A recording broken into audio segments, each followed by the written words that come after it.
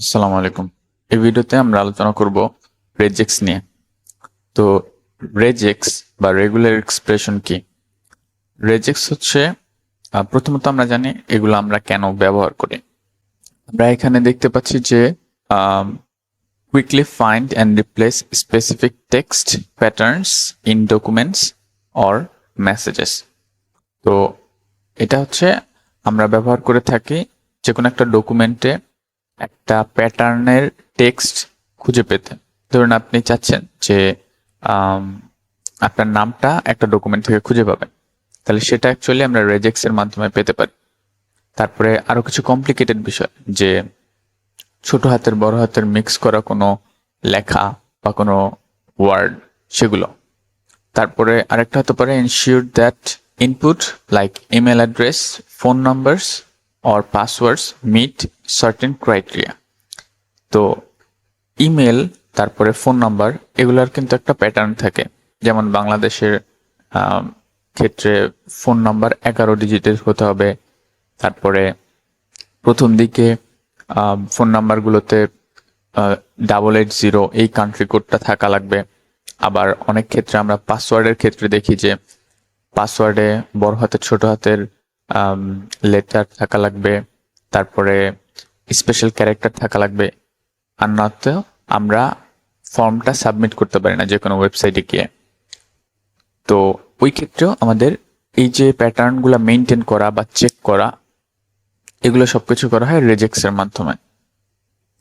পরবর্তীতে আরেকটা ব্যাপার হচ্ছে যে clean up data in spreadsheets by removing inconsistencies or formatting issues. তো আমরা এই রেজেক্সটা ইউজ করি স্প্রেডশিটে।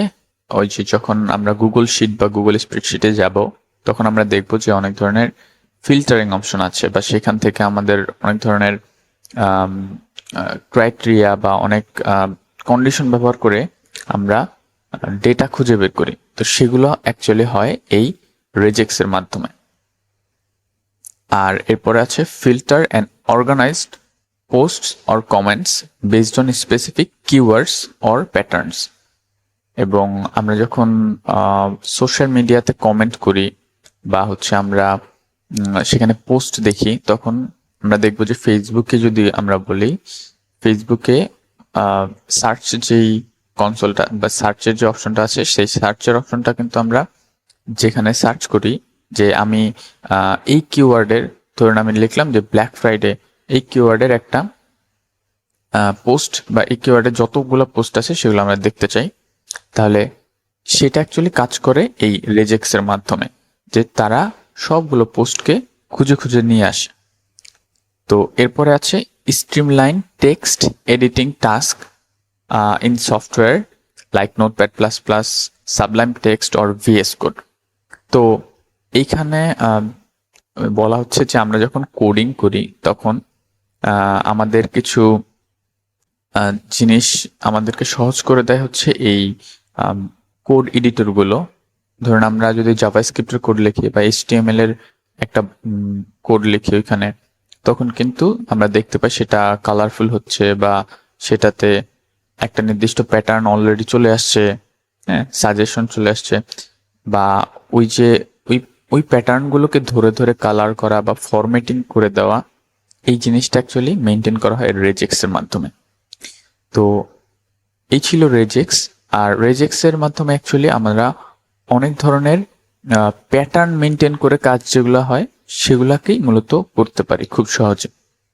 তো এই সিরিজে আমরা চেষ্টা করব যে রেজেক্স এর ব্যাপারে একটা ভালো মতো ধারণা নিতে, এবং আমরা এই পুরো সিরিজটাতে আমরা কিছু কিছু ক্ষেত্রে W3 স্কুলের সাহায্য নেব। এই ফর্মটাতে অ্যাকচুয়ালি আমরা যখন ইমেল, পাসওয়ার্ড বা আমরা ছোটখাটো একটা ফর্ম তৈরি করব এবং এটা রেজেক্স এর মাধ্যমে ভ্যালিডেট করব, এবং ভ্যালিডেট করার মাধ্যমে এই যে এখানে আমাদের কোনো একটা কিছু ভুল হওয়া বা সঠিক হওয়ার উপর এইটা একটা কালারফুল মেসেজ দেবে আমাদেরকে। প্রথমত আমরা হচ্ছে শুরু করব এই রেজেক্স এর অনলাইন এডিটরের মাধ্যমে, যাতে আমরা খুব সহজে রেজেক্স এর আইডিয়াটা নিতে পারি। তারপরে আমরা অ্যাকচুয়াল কোডিং করব এবং সেই কোডিংটাকে লাস্টের দিকে গিয়ে এই ফর্মটাতে অ্যাপ্লাই করব। সো আশা করি এই সিরিজটা অনেক মজাদার হবে। আপনারা যারা রেজেক্স শেখার ইচ্ছা করছেন, আপনারা যারা রেজেক্স এর সাথে খুব নতুন বা রেজেক্স দেখেছেন আগে পরে কিন্তু সেটা নিয়ে অত ইনডেপথে কাজ করা হয় নাই, তো তাদের জন্য এই সিরিজটা খুবই হেল্পফুল হবে।